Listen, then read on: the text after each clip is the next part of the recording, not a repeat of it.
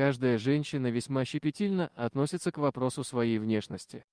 Конечно, одни немного помешаны на этом и никогда не забывают о макияже, укладке и многочисленном количестве нанесенных кремиков, другие же к таким вопросам более равнодушны.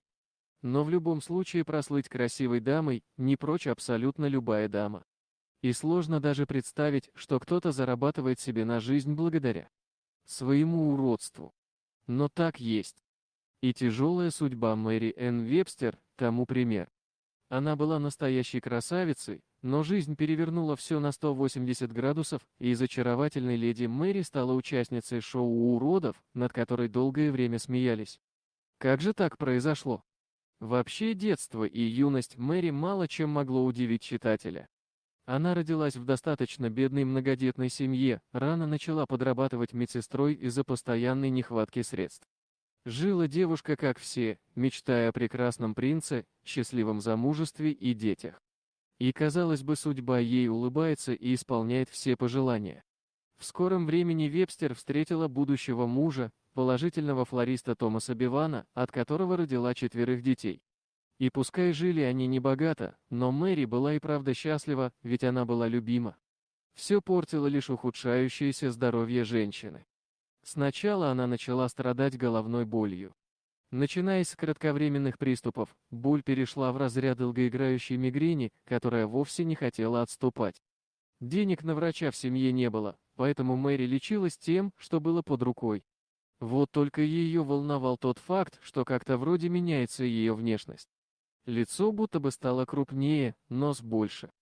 На усталость и физическое недомогание свалить такие изменения было уже нельзя. Симпатичная Мэри менялась на глазах. Все больше она походила на мужчину.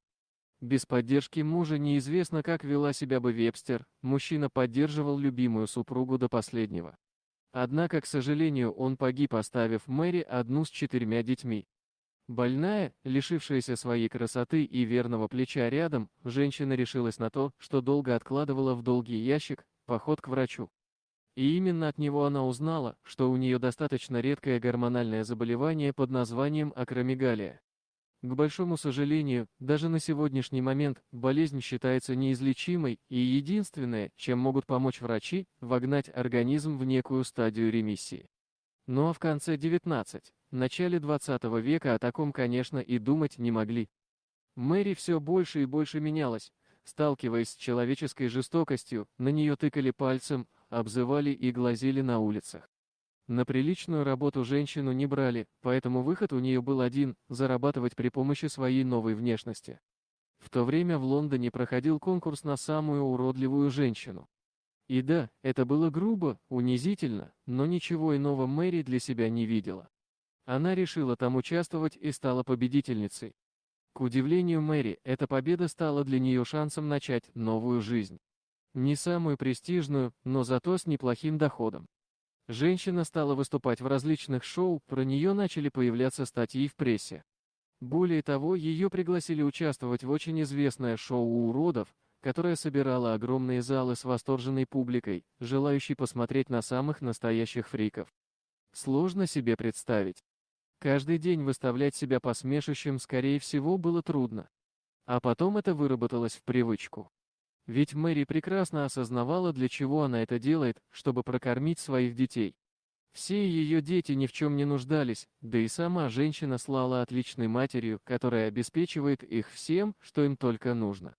К большому сожалению, из-за болезни Мэри умерла в 59 лет, однако она стала примером преданной матери, которая готова на все ради своих детей, даже на ежедневные унижения.